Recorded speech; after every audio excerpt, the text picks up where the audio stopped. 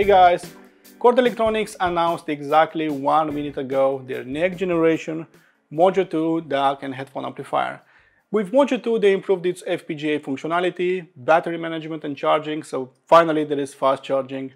And last but not least, a very powerful DSP will be providing tone controls for your IEMs and headphones. And while it might look very similar to its predecessor, they have the same design cues, this is something else, this is next level, and it's time to check it out.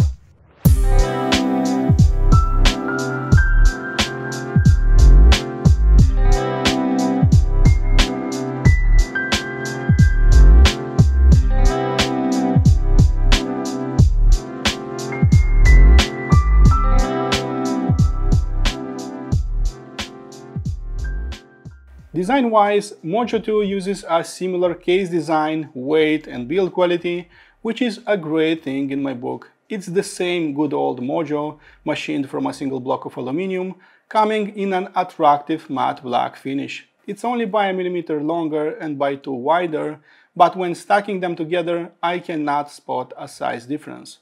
Its tiny case feels solid in the hand, and instead of 3 buttons, we got 4 buttons now, an additional one for its user menu. As for controls, it may be small and cute, but it's fully packed with inputs and outputs. There is finally a USB Type-C input that should work well with computers and smart devices, a micro USB for the same purpose, and another one will be charging the unit. There's a coaxial and optical input on board, and since its designers aren't huge fans of balanced power, 2 3.5mm headphone jacks can still be spotted, and that's basically it. Mojo2 sports an 8-hour battery life, although in my case 7 hours was a more precise number, as I was driving desktop planar magnetic headphones. A welcome addition to its features list is, fast charging, and when it's switched off and charging, the menu button will display a specific color to indicate charging current.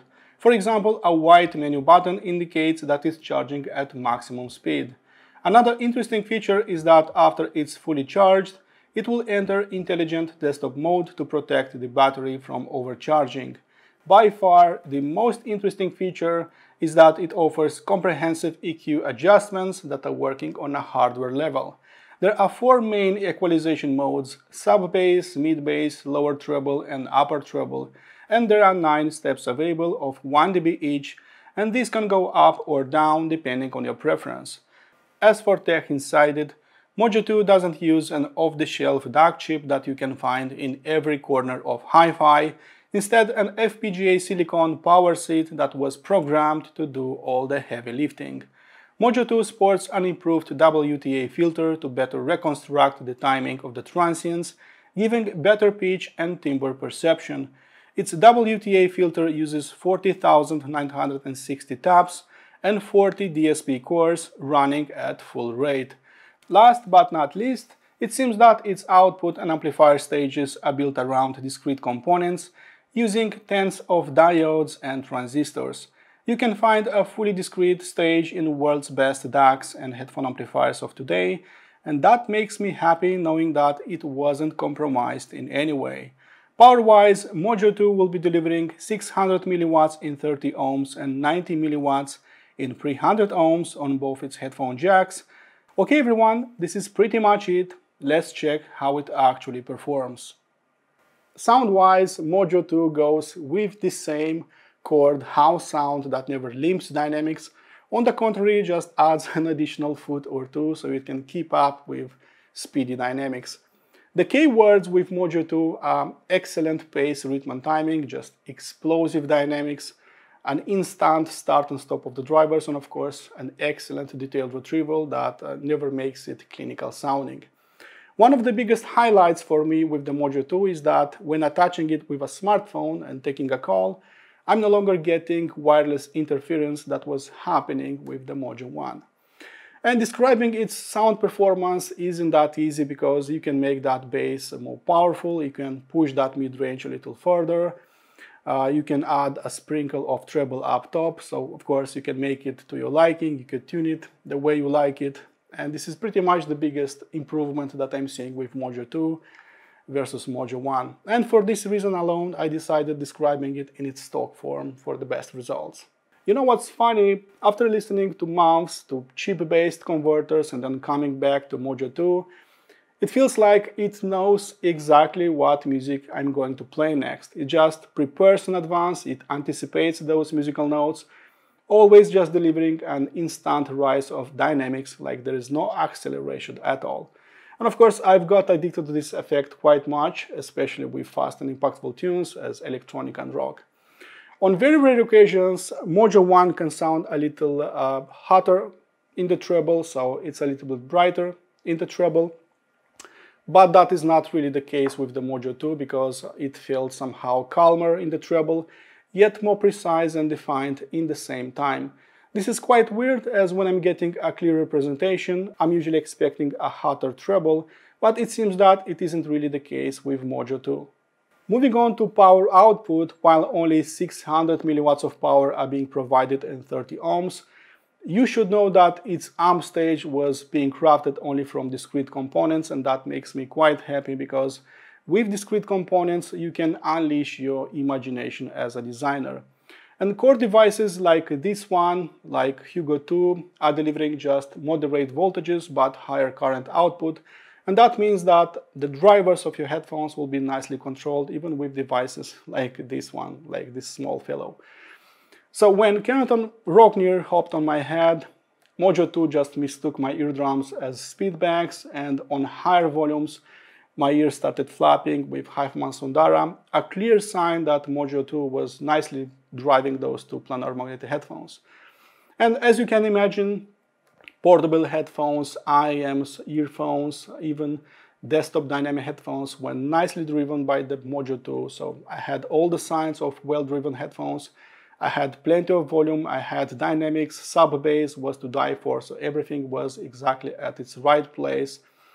So yeah, with Mojo 2 I could drive pretty much most of my headphones, but not all of them. However, it needs to be said that it didn't work with all my headphones, especially with Odyssey LCD4, Heifman Susvara, and to a lesser degree Heifman Aria Stealth.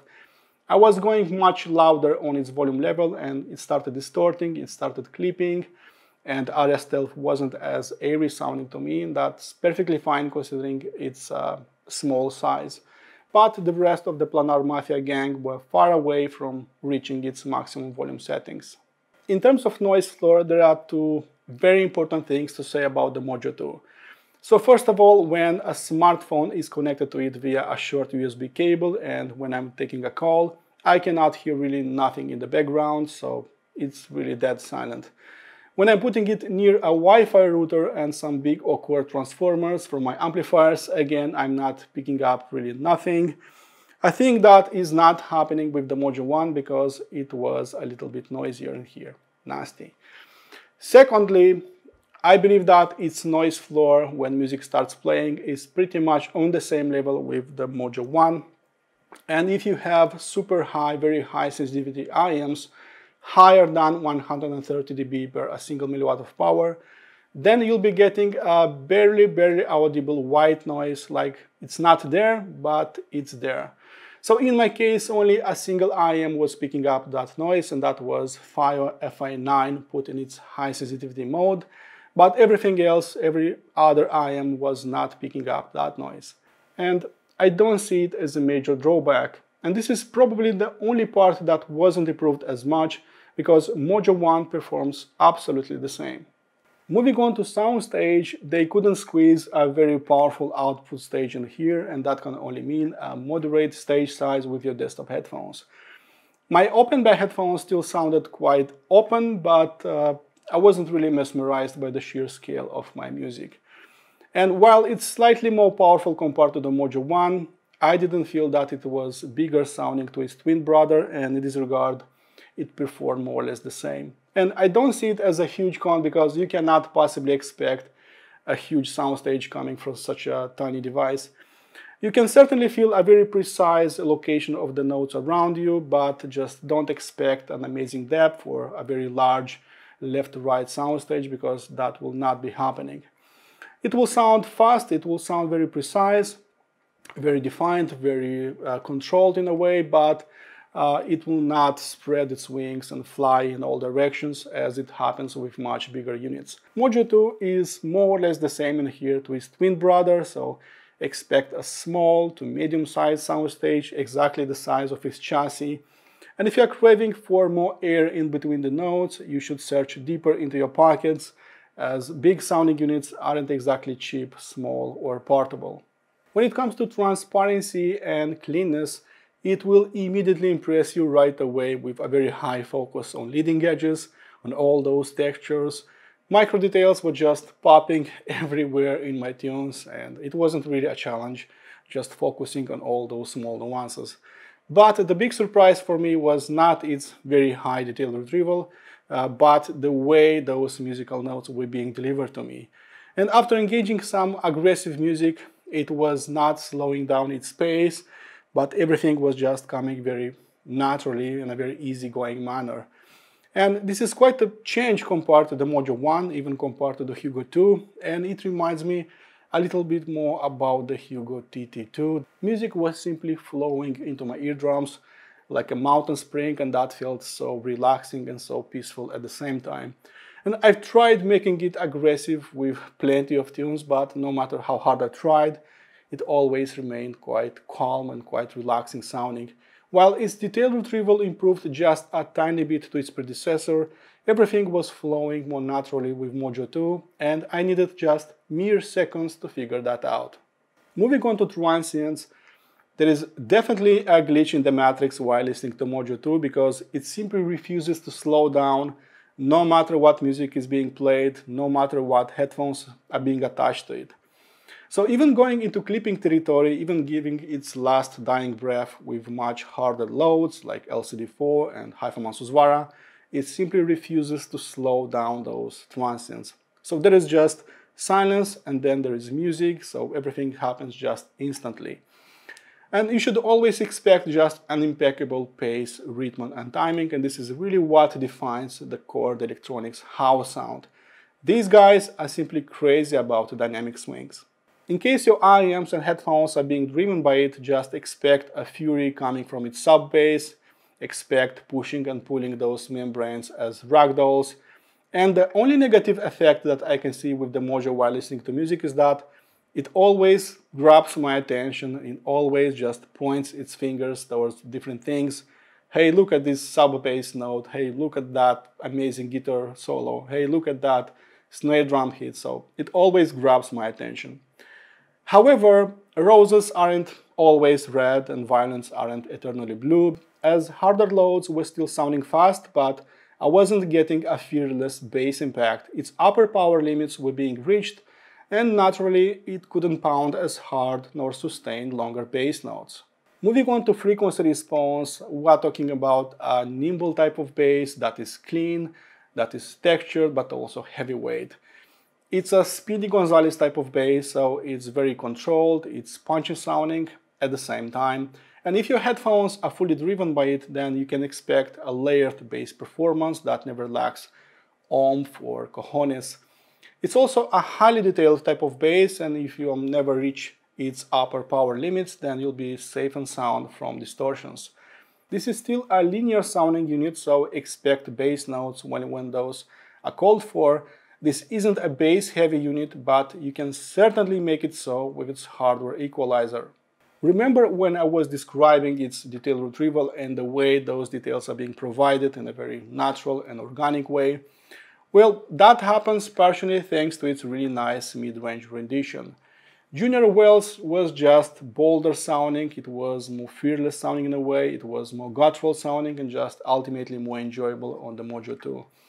It was moving the spotlights on its voice and just delivered exactly what I wanted to hear from a mid-60s blues album. There was just more meat on the bone on those double bass notes, there was a longer vibration with violins, and just ultimately more life in all those songs. There is slightly more body and fullness compared to the first generation Mojo, and that makes me quite happy. The interesting part about its treble output was not hearing it very clear, very defined, so reaching top octaves, but the interesting part is that it was never aggressive sounding to me, so never ringing, a little bit longer to what I'm used to. And if I'm getting this performance with a pair of Haifaman Sundara on my head, then, which mind you are very impressive in this department, in the treble, then I'm pretty sure that all headphones will sound the same. I've tried making it aggressive sounding, and no matter what IEMs and headphones and music I was using, I just couldn't make it aggressive. It was just kept spreading its naturalness across my music collection like some sort of religion. And you know what? I liked what it did to the upper treble and to the entirety of my music collection. I've also compared it with its predecessor Mojo1. For that, please check out my written review that I've put below. It's on chapter 8 and you shouldn't miss that one.